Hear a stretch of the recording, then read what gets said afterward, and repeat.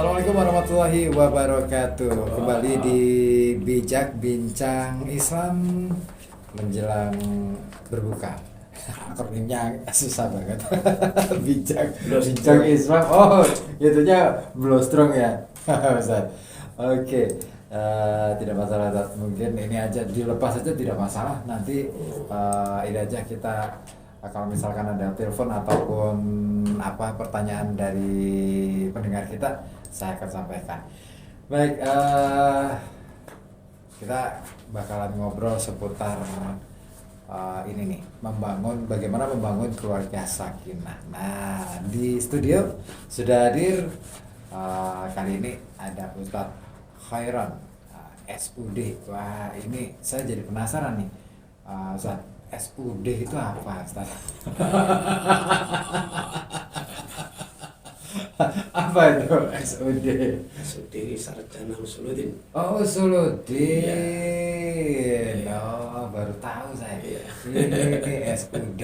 Kalau dulu ada SU Sarjana Umum, nah ini SUD adalah Sarjana Usuluddin. Oh, gitu ya. Kabar sehat ya, Ustaz ya? Alhamdulillah. Alhamdulillah. Istimewa ini. Sore hari ini saya ditemani oleh Ustadz Khairon yang sehari-hari ngaso di mana sih, Ustadz? Keseharian biasanya di KUA Pekalongan Selatan. Oh, Pekalongan Selatan. Iya. Wah, sekarang camatnya ganti, Pak. Pak Zainal memimpin. Selain di kecamatan mana lagi, Pak? Itu biasanya di Majelis Taklim. Oh, Majelis Taklim. Majelis Taklim. Nah, di Majelis Taklim bisa kadangkala kalau ada panggilan seperti jadi fasilitator di ini di BP4. Ya, BP4 ya. Kota Pekalongan itu Oh. saya. Nah, kiprahnya juga di situ. Wes. Dari dulu ya, Ustadz? Ya dari dulu. Istimewa. Kalau nggak salah mulai tahun 2017 lah. 2017. Ya. Berarti sudah 16 tahun lah ya, sekitar itu ya. Berarti belum lah. 8 tahun lah, 8 tahun ini. Ya, kira-kira Oke, Tad. Kita mau ngobrolin seputar masalah keluarga. Sebenarnya kalau dalam pandangan Islam sendiri, keluarga itu yang seperti apa sih gitu loh. Nah, monggo mungkin bisa Kalau menurut saya Nah. bahwa keluarga itu yang tadinya kan masih sendiri belum bisa dikatakan keluarga. Oke, ya. Nah, kalau sudah ada jodoh, baru bisa dikatakan keluarga. Oh, begitu. Itu begitu. Hmm. Itu pandangan saya. Nah, jadi tinggal ketemu apa enggak nih ya. Iya. Nah, ini problem nih, bahwa anak-anak zaman sekarang itu kan cenderung agak kesulitan, merasa kesulitan untuk mencari jodoh. Bahkan ini yang menarik itu di beberapa tahun belakangan, angka pernikahan ini konon, ini kan baru konon ya. Iya. Kita belum tahu apakah data ini valid atau belum. Iya. Ini katanya menurun di Indonesia. Iya. Nah, apakah karena faktor banyak orang yang takut untuk berkeluarga atau bagaimana? Atau mungkin itu tadi, bahwa orang beranggapan bahwa yang namanya berkeluarga itu kayaknya rumit, susah, serba harus dipikirkan, akhirnya bikin stres dan lain sebagainya. Nah, sore ini kita akan ngobrolin itu sebenarnya. Iya. Keluarga itu yang seperti apa, keluarga sakinah itu yang seperti apa. Itu. Itu kadang-kala Nah. kalau pandangan orang tuh malah lain-lain. Ya. Ada yang punya pandangan bahwa nanti saya untuk nikah, untuk memberikan nafkah itu dari mana? Iya. Itu ada yang pandangannya begini, yang namanya mau nikah itu biayanya banyak. Betul. Sehingga sudah ketakutan di situ. Padahal di dalam hadis dikatakan begini, mantaroka zauj makhofatan al-ailah falaysa minna. Wah, ini kalau mau nikahnya itu khawatir miskin, Iya. ya, itu menurut Kanjeng Nabi, menurut Nabi kita Muhammad Shallallahu Alaihi Wasallam udah nggak dianggap golongannya. Oh, Itu sampai di situ. sampai segitunya. Sampai di situ. Itu artinya kan kecaman itu ya. Iya, kecaman. Karena apa? Karena nanti era zaman untuk ke depan itu disuruh oleh Nabi kita Muhammad SAW agar umatnya itu lebih banyak daripada umat yang lain. Oh Ya, ya. itu sehingga dikecam. Padahal kalau orang memang melakukan nikah, Allah juga akan menjamin.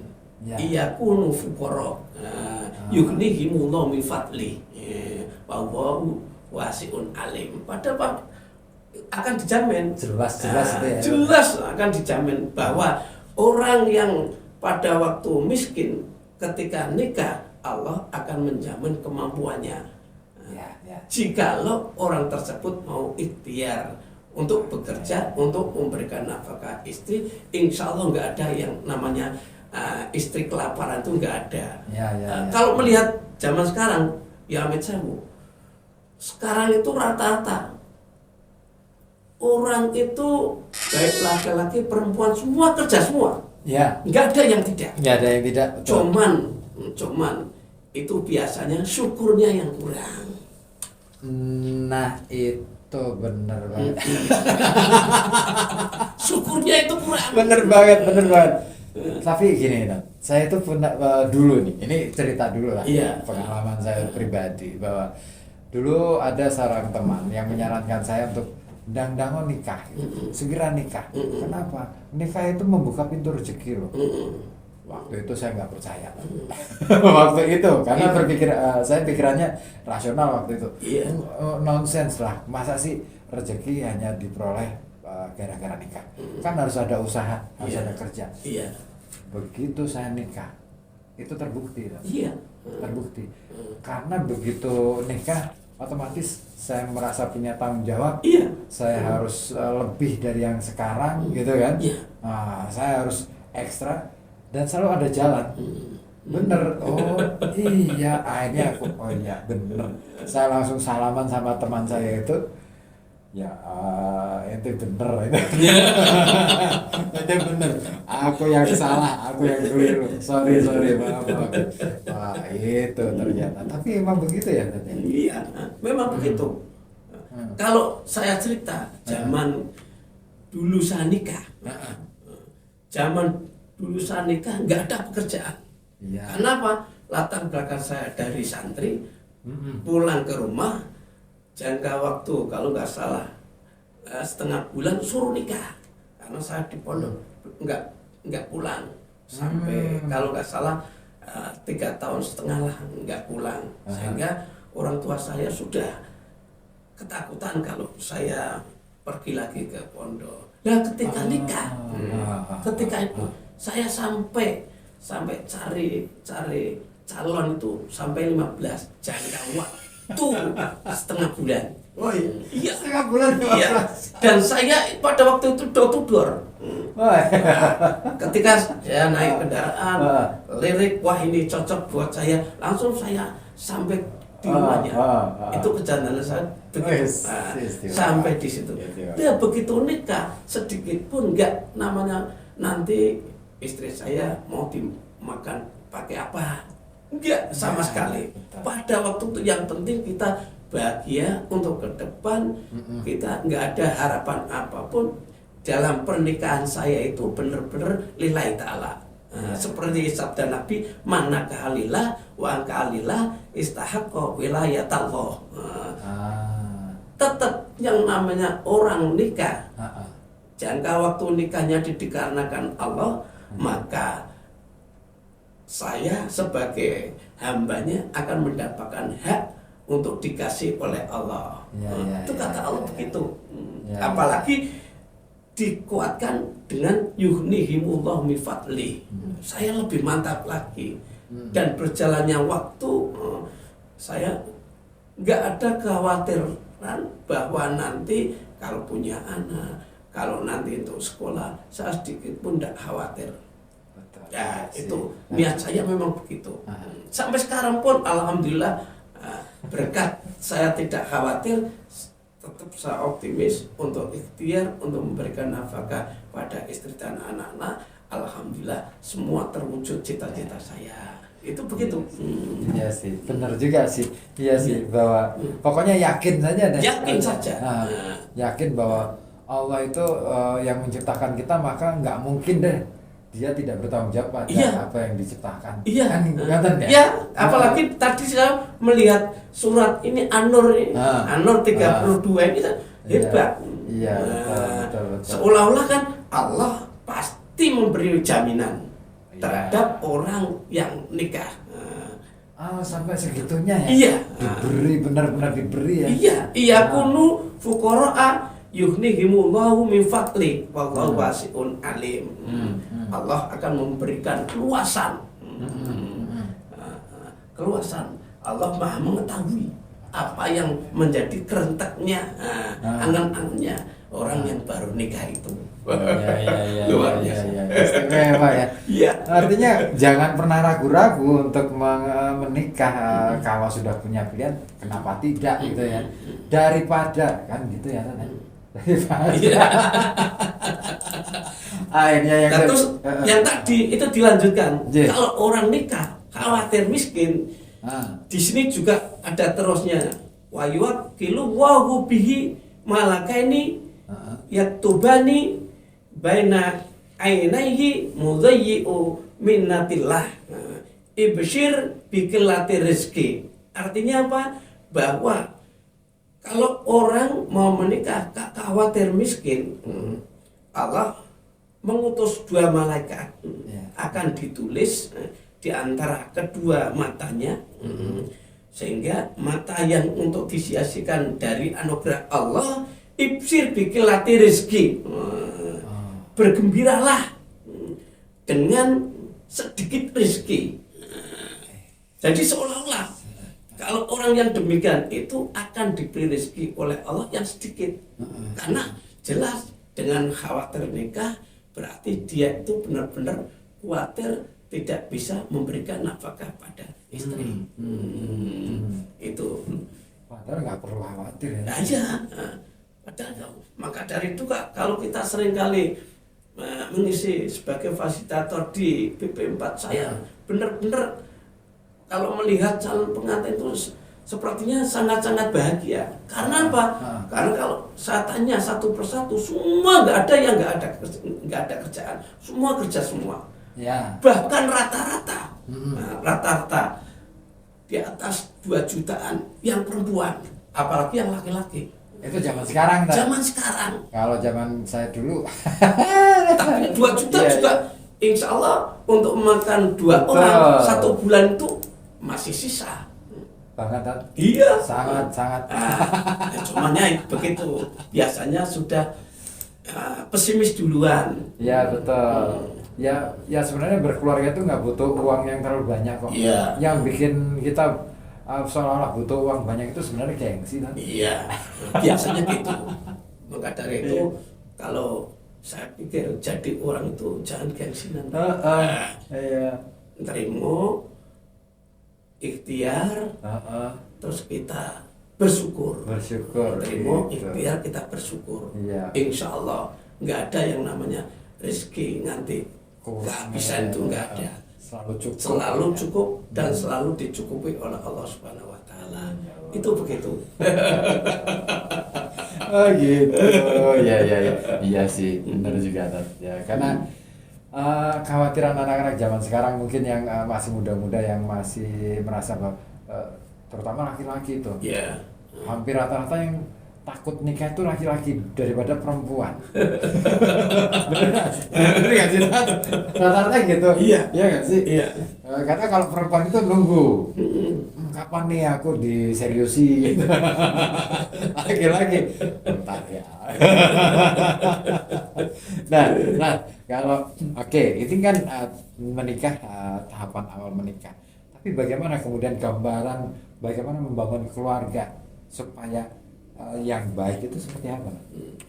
Kalau menurut saya untuk membangun keluarga yang baik, terutama kita harus tahu diri kita masing-masing antara suami dan istri. Itu pertama. Nah, baru ketika itu sudah tahu, karakternya sudah tahu, dan juga main plusnya itu sudah tahu, baru kita nanti bisa berkembang. Itu begitu. Gitu ya. Nah, terus caranya bagaimana? Caranya kita saling menerima apa adanya. Iya, menerima apa adanya. Katakanlah mendapatkan uang hanya sekedar untuk 1 hari, ya kita terima. Karena apa? Karena itu pun kan dua orang itu biasanya rata-rata semua bekerja. Semua bekerja. Dan yang namanya baru kehidupan rumah tangga itu pasti kedua orang tua pasti membantu. Oh iyalah, kalau pasti. itu belum langsung bisa lepas. Iya. Mikir-mikir lah kalau langsung lepas. Pasti. Tapi ini kadang-kadang kan gini, ketika kita saya misalkan aja, saya dari Pekalongan, kebetulan istri saya di Kedunguni, dengan 2 kebudayaan dan cara pandang yang berbeda. Iya. Nah, perlu nggak kita juga mengenali keluarga masing-masing dalam berkeluarga? Oh gitu. Ya saya kira untuk mengenali 2 keluarga itu pasti diprioritaskan. Ya pasti. Kan namanya pengantin baru, itu di situ dalam kehidupan butuh penyesuaian. Betul. Iya. Ya. Baik pada waktu hidup di pemilih laki-laki maupun pemilih perempuan. Dan dua-duanya itu harus saling mengerti. Saling ngerti dulu ya. Saling ngerti bagaimana kehidupan di rumah suami. Terus orangnya bagaimana, orang tuanya bagaimana, wataknya bagaimana, karakternya itu bagaimana. Semua harus kita cari. Harus dicari bagaimana watak-wataknya, karakternya, dan juga cara kehidupan kesehariannya itu bagaimana. Nah nanti di situ harus bisa menyesuaikan. Harus bisa menyesuaikan. Harus bisa menyesuaikan. Ya harus. Ini harus. Harus. Karena kata-kata harus itu berarti kita itu harus berusaha. Berusaha semaksimal mungkin. Adapun di tengah-tengah nanti tidak bisa hasilnya kurang maksimal lah misalnya maksimal, gitu ya. Ya itu urusan belakang. Kalau menurut saya begitu. Yang penting bisa memaklumi aja deh. Iya. Gitu Tapi ya. pasti kedua orang tua itu pasti senang. Karena berarti kan kalau melihat anak yang baru nikah itu pasti butuh penyesuaian. Itu begitu. Dan orang tua pun juga sangat harus banyak memberikan pengertian kepada anak-anak. Begitu. Memberikan pengarahan. Iya, pengarahan, nasihat, dan juga antara anak dan kedua orang tua jangan sampai kita terpisah. Maksudnya terpisah itu seringkali ngajak ngobrol, namanya komunikasi begitu. Diajak ngobrol. Jangan sekali-kali orang tua di dalam, anak sama mantu di luar, dan sebaliknya jangan gitu. Biasanya gitu kan. Kalau saya pribadi enggak, sudah praktekkan.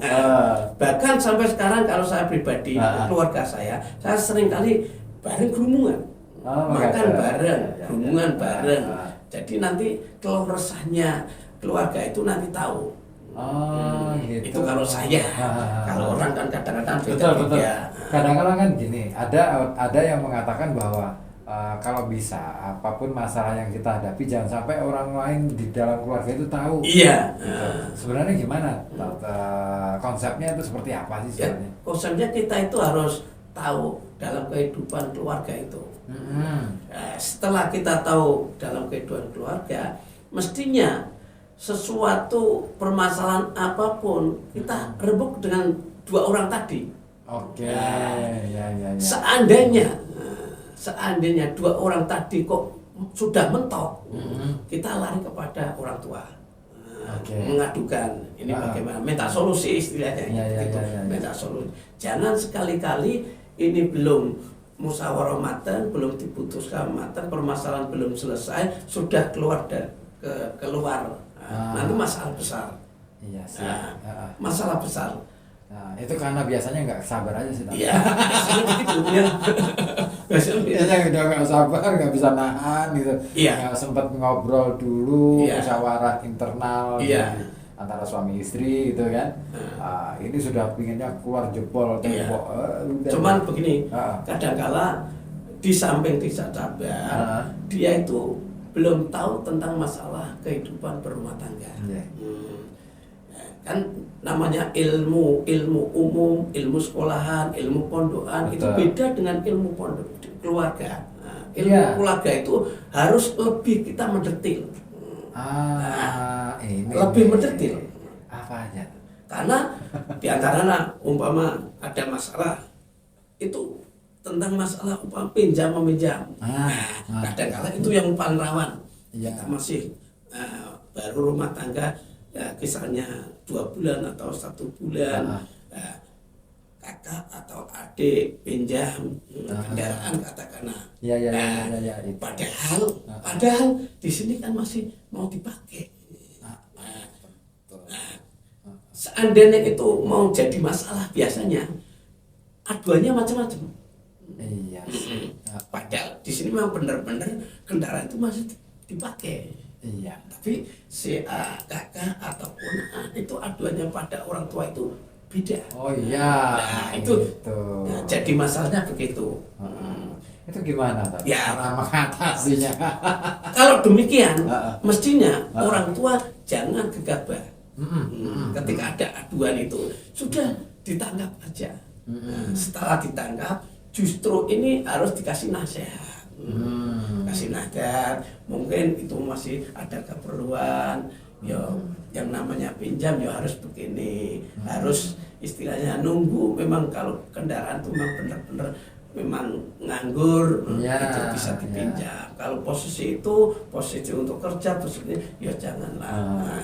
Ininya ini harus dikendalikan dulu. Iya. Kalau orang tua yang tidak bijak biasanya langsung tuang. Iya. Ini masalah besar. Itu sering kali saya mendapatkan aduan itu begitu. Itu ya. Dan itu memicu masalah-masalah yang lain biasanya. Iya, biasanya merembet. Saya juga di rumah itu kadang-kala ya keluarga datang, minta solusi, minta dimediasi. Apalagi nanti di kantor BP4 itu kadang-kala saya di sana dimintai untuk mediasi. Kalau harapan saya semua apa yang diadukan kalau bisa akur kembali. Dirembuk dulu lah. Iya, ya, dirembuk istilahnya dulu ya. agar nggak jadi membara. Karena nanti yang jadi korban itu anak. Biasanya begitu. Itu dia. Masa sih kita mau berkeluarga mau ngorbanin anak? Jangan sampai lah ya. Masa depan anak itu adalah masa depan kita. Iya. Itu adalah masa depan kita karena mereka lah yang akan melanjutkan secara DNA, secara keturunan, secara macam-macam banyak hal. Iya. Ya kan, yang akan memperbaiki kehidupan kita di kemudian hari adalah mereka juga, ya kan. Nah, tinggal kita bisa mendidiknya dengan lebih baik atau tidak, itu kan gitu.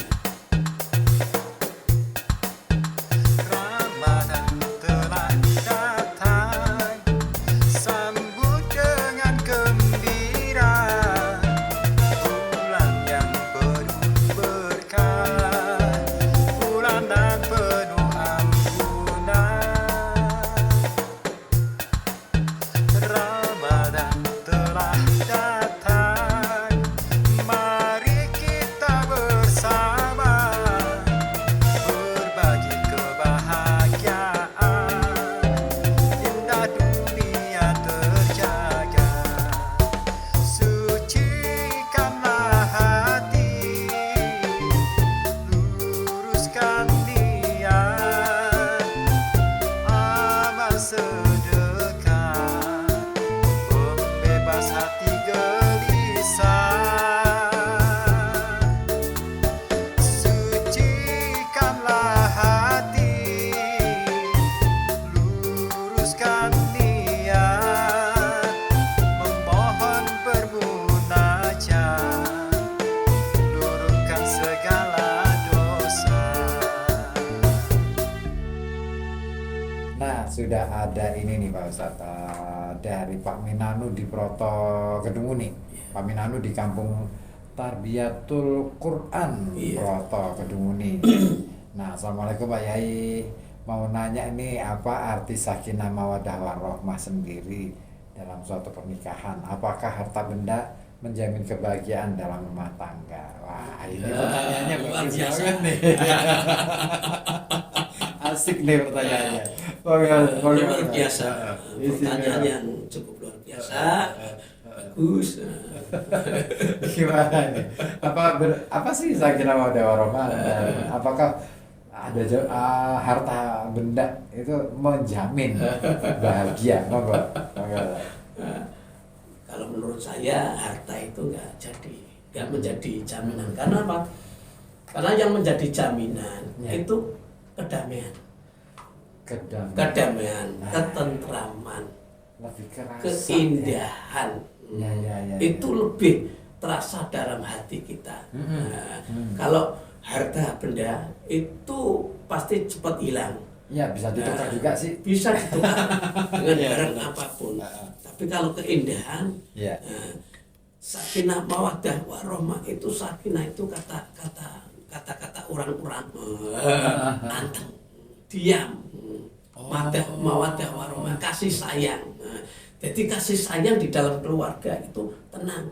Kalau semua stabil gitu, stabil. Jadi sakinah mawaddah warahmah itu sudah satu krep, satu paket. Nah, jadi kalau ini satu paket sudah kena, harta itu saya kira menurut saya itu nanti bisa menarik lah, datang sendiri lah. Datang sendiri. Ya. Magnet. Sakinah mawaddah merupakan magnet kita sebagai keluarga sakinah mawaddah warahmah. Karena apa? Karena di dalam kehidupan itu butuh ketentraman. Betul. Kalau kita tentram, kita mau usaha tenang, kita usaha enak, terus mau melakukan apapun kita semua mudah semua. Nggak ada yang namanya sulit, nggak ada.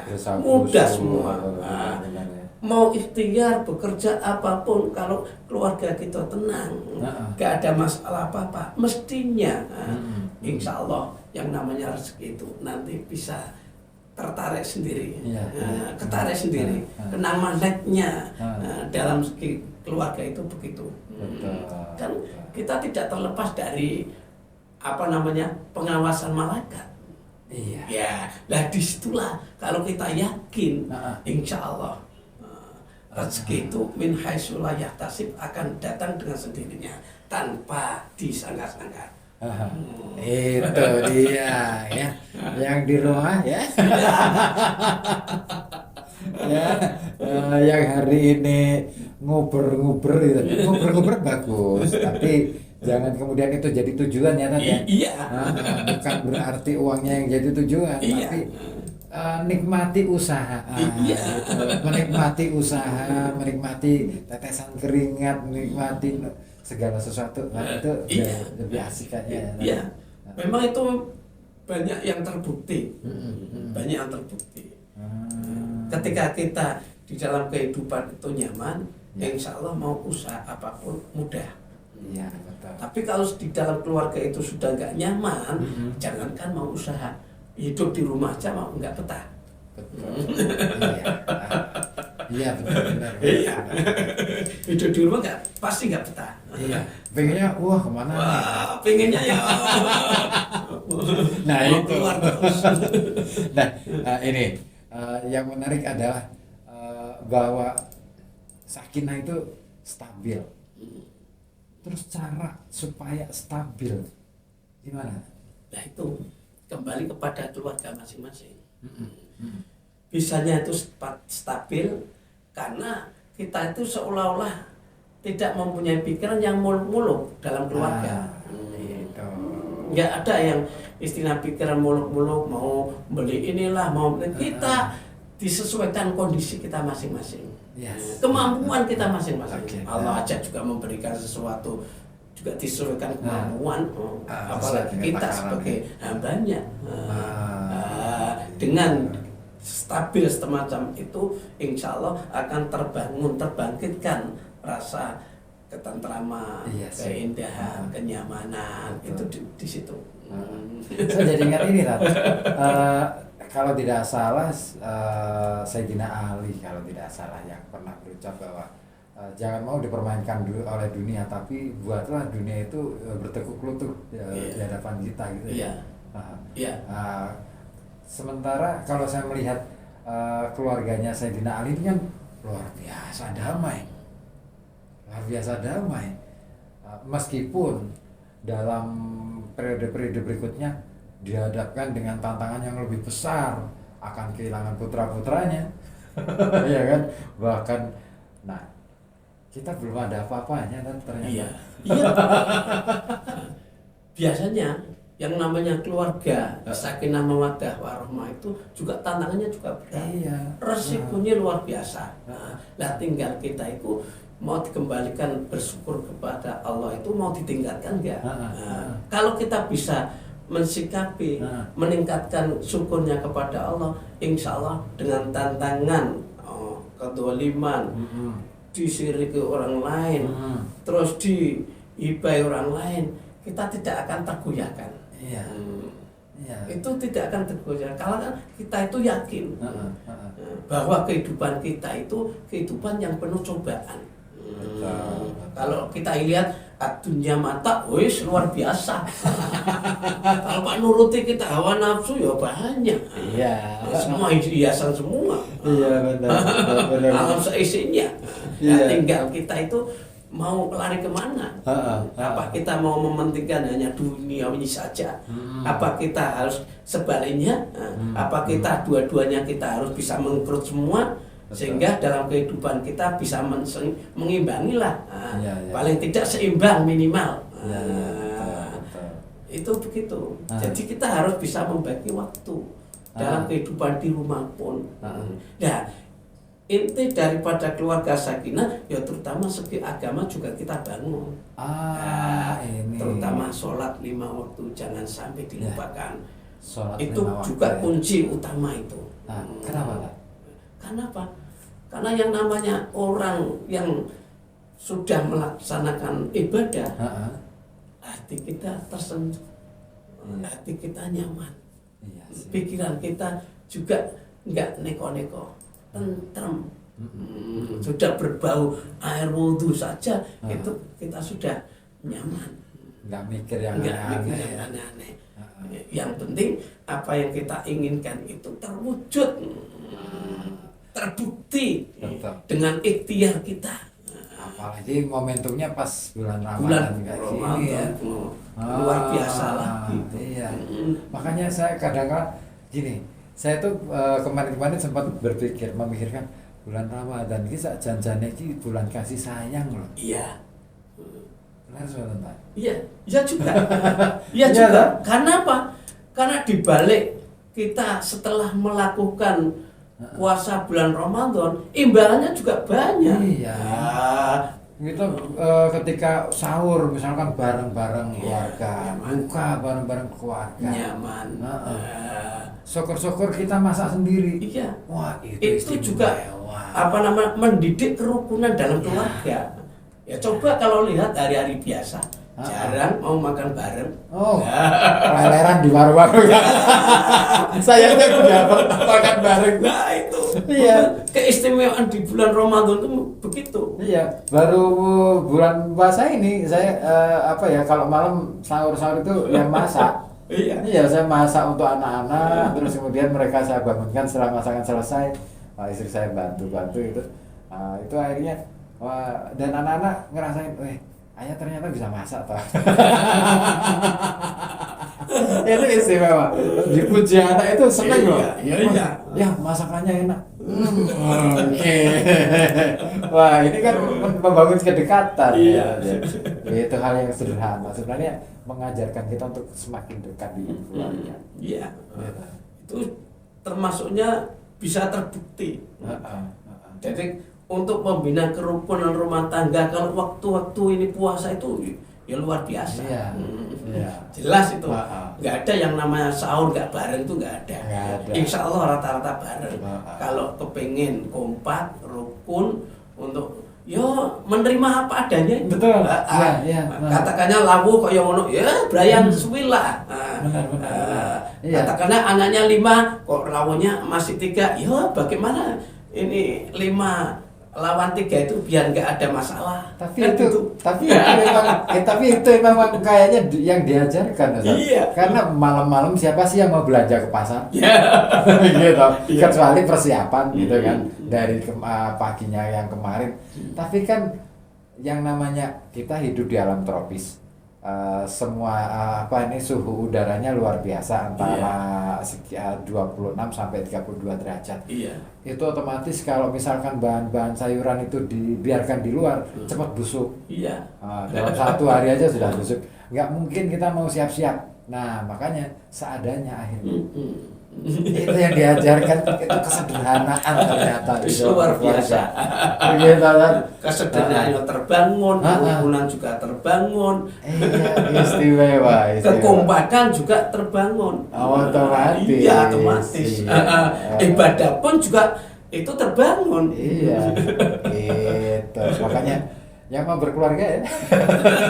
Tapi boleh nggak sih Tat, nikah pas bulan puasa sebenarnya? Ya, kalau menurut saya pribadi boleh-boleh Boleh-boleh aja ya. Yang tidak boleh itu ya gembulan. Itu. Bersenggama di harinya. Kalau malamnya nggak apa-apa. Jadi nggak apa-apa. Kalau menurut saya. Tapi memang nggak apa-apa sebenarnya. Artinya untuk prosesi nikahnya diangkatkan itu nggak masalah. Nggak masalah. Malah justru bagus sebenarnya. Iya. Iya. Nah sekarang kalau kita tengok ke belakang, sekarang yang membatalkan puasa apa sih? Ya, mestinya kan gitu. Iya. Paling kan itu doang. Iya. Kita mikirnya, nah itu dia problematika kita adalah menikah selalu urusannya dengan itu gitu. Padahal kan nggak cuma itu. Iya. Nah ini, nah ini menarik ya Mas. Sorry hari ini keluarga Sakinah ini ternyata luar biasa. Untuk membangunnya adalah bagaimana kita bisa balik lagi pada masalah rasa, emosi, empati dan simpati. Iya. Bukan di wilayah, bukan di area yang katakan nanti aku bangunkan gedung segini, mau dibangunkan sebesar apapun kalau hati nggak tentrem, Iya. sia-sia juga ya. Rusak. Sia-sia terusak. Iya. Oke. Kita sudah masuk di menit-menit akhir nih. Mungkin ada yang ingin disampaikan sebelum sebagai closing statement. Ya. Monggo.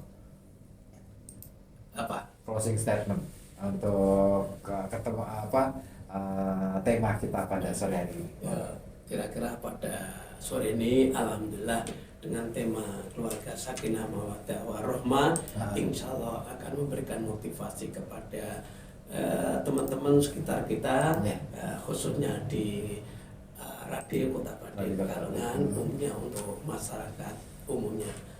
Demikianlah apa yang telah kami sampaikan.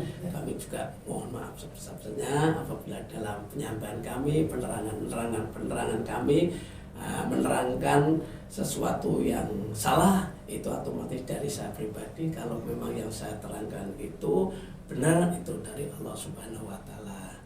Terima kasih. Assalamualaikum warahmatullahi wabarakatuh. Waalaikumsalam warahmatullahi wabarakatuh. Ya, itulah kawan, bincang Islam jelang berbuka ya. Dan ternyata luar biasa ya. Membangun keluarga itu dimulai dari rasa ketenangan, dimulai dari sebenarnya modal utama untuk berkeluarga cuma satu, berani ambil risiko. Bukan yang lain. Gitu ya, ambil risiko, karena orang sukses itu adalah orang yang berani mengambil risiko lebih besar dari yang lain. Nah, contoh saja para sahabat, para nabi adalah orang-orang yang berani mengambil risiko. Kalau kita sudah punya teladan, kenapa tidak kita meneladani? Terima kasih. Ya. Wassalamualaikum warahmatullahi wabarakatuh.